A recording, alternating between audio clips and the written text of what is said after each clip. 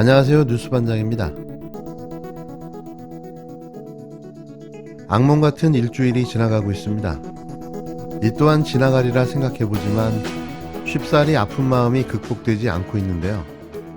그래도 모두가 힘을 모아 다시 한번 시작해보자고 말씀드리고 싶습니다. 치열했던 20대 대통령 선거가 0.7%의 석패로 아쉽게 끝났습니다.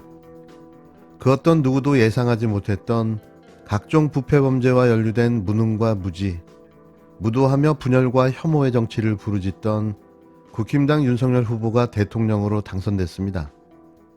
모두가 경악했고 모두가 큰 충격에 빠졌는데요. 도무지 믿기지 않는 현실에 며칠이 지난 지금까지도 이게 과연 대한민국의 수준인가, 이게 현실인가라고 끊임없이 자조하고 있습니다.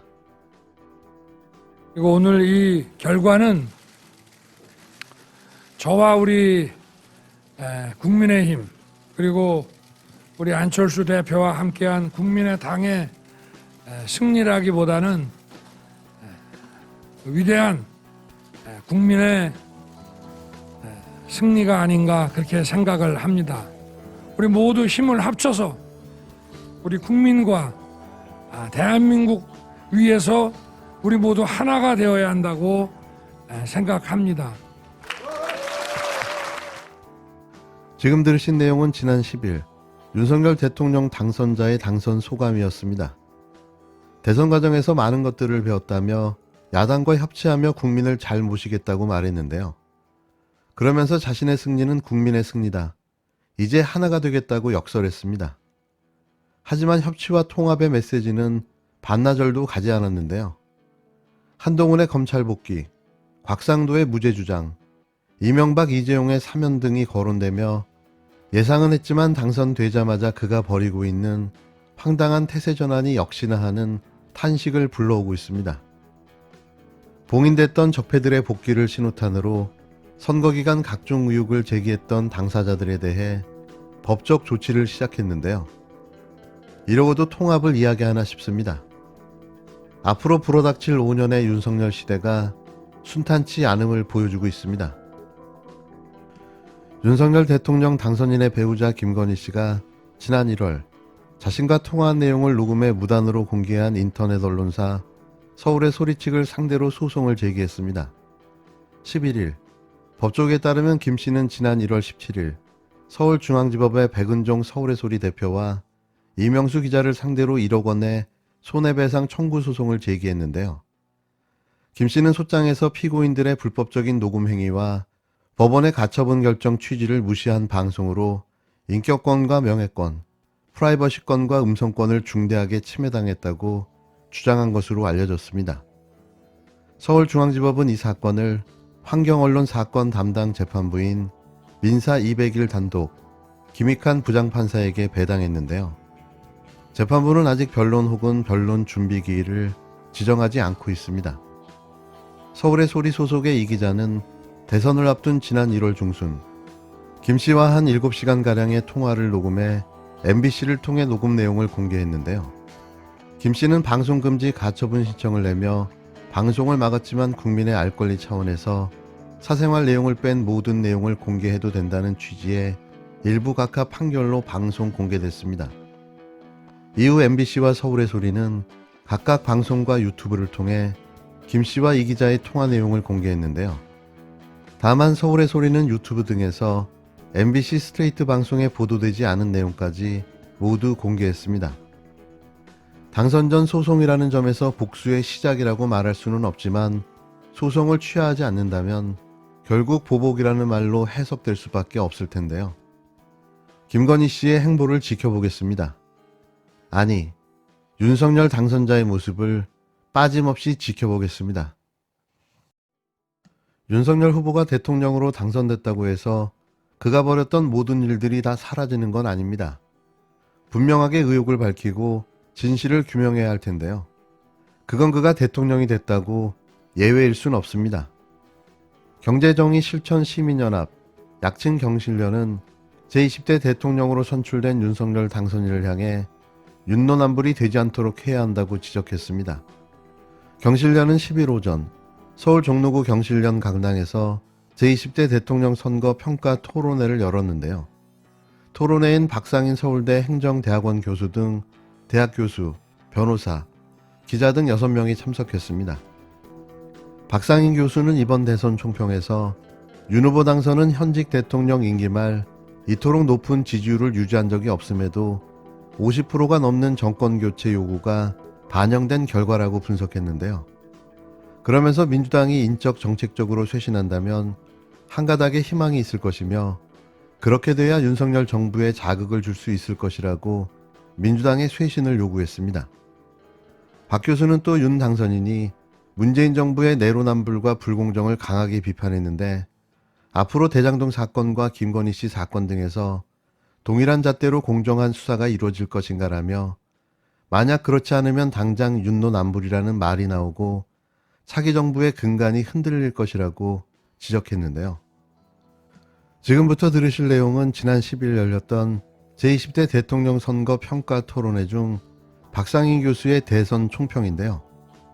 핵심을 찌르는 분석이 공감을 자아냈습니다.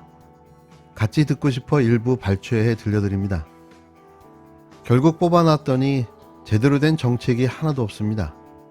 오로지 정권 교체를 부르짖으며 어퍼컷을 수천 번 날린 결과로 차지한 대통령 자리인데요. 지금 대한민국 대통령 선거가 인기 투표로 전락하고 만 걸까요? 뽑아놓고 보니 시겁한 모양입니다. 뒤늦게 각성이 찾아오며 내가 대체 누굴 뽑은 걸까라고 허둥대고 있는데요. 특히 2030 세대의 후회가 두드러져 보입니다. 네, 20대 대선에 대해서 먼저 총평을 좀 한번 해보고자 합니다. 이게 현직 대통령이 임기 말에 이처럼 높은 지지율을 유지한 적이 없었음에도 불구하고 정권 교체 요구가 50% 이상 계속 있었고 결국 이 높은 정권 교체 요구가 반영된 선거 결과가 아닌가라는 생각이 듭니다. 그리고 이 선거 과정에서 역대 대선에서 볼 수 없었던 각종 추문과 네거티브가 선거를 압도했다. 정책 경쟁은 사라진 선거였다. 이렇게 볼 수가 있겠고요. 그리고 서로 내로남불이다라고 공격을 하는 서로에게 내로남불을 적용해서 정말 다들 내로남불 선거를 했다 생각이 들고요. 또 특히 문재인 정부를 국민의힘 쪽에서 비판하면서 갈라치기 했다고 비판하면서 본인들도 선거의 주요 전략은 갈라치기 선거였습니다. 이대남 소위 20대 남성표를 얻기 위해서 이대남과 이대여를 갈라치기 했고요.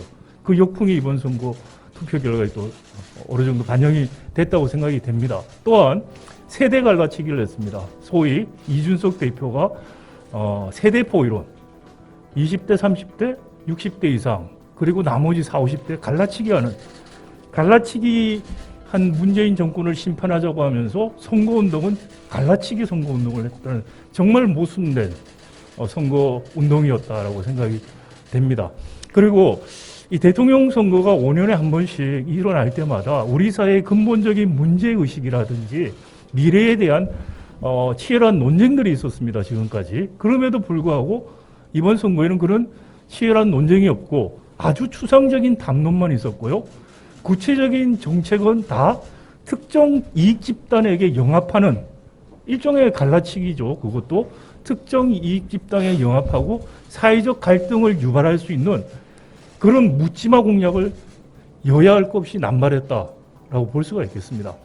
자, 이런 상황에서 이 여론조사 예상과 달리 윤석열 후보가 아주 박빙의 신승을 했다는 거, 이게 굉장히 시사하는 바가 저는 크다고 생각을 합니다.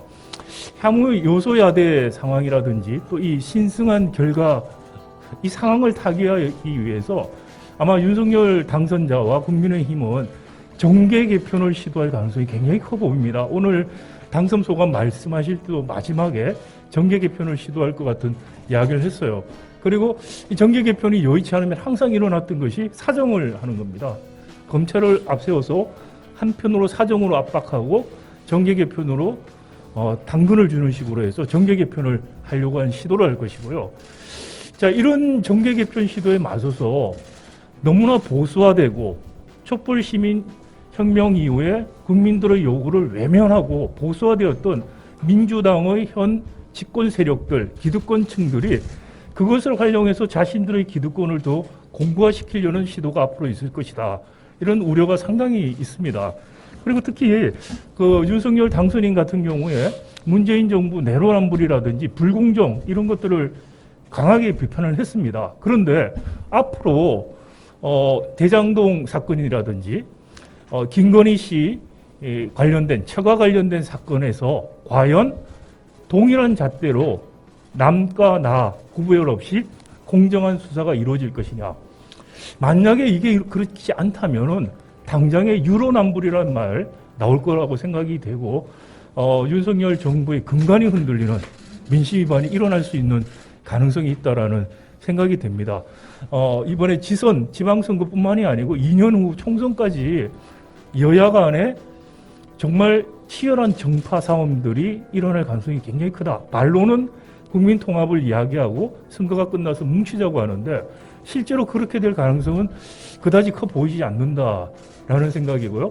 이런 정파적인 갈등 속에서 정말 중요한 대한민국의 미래 문제들은 다 사라져버리지 않을까라는 이번 대선이 2년 더 연장되는 그런 정치적 상황이 오지 않을까라는 심각한 우려를 하고 있습니다. 이런 상황이 타개되기 위해서는 오히려 선거에 진 민주당에서 어떻게 대응하느냐가 중요하다고 생각이 됩니다. 민주당의 기득권층들이 선거 결과를 활용해서 자신들의 기득권을 야당으로 탄압받는 이미지와 그걸 활용해서 기득권을 지키는 식으로 가고 지금 같은 정쟁을 계속 하게 된다면은 한국의 미래는 없다고 저는 생각합니다. 그렇지 않고 정말 촛불 시민혁명이 준 근본적인 구체제에 대한 근본적인 개혁을 하라는 그 명령을 못 받들어서 이런 결과가 왔다는 것을 깨닫고 민주당의 인적 개편과 정책 개편들이 일어난다면은 그러면 한 가닥의 희망이 있을 거라고 생각이 되고요. 그것이 또 집권당이 되는 국민의힘과 윤석열 정부에 자극을 줄 수 있다고 생각이 됩니다. 그래서 저는 오히려 향후에 민주당이 어떤 식으로 대응을 하고 인적 개편이 일어나는가가 굉장히 중요하지 않을까라고 생각이 됩니다.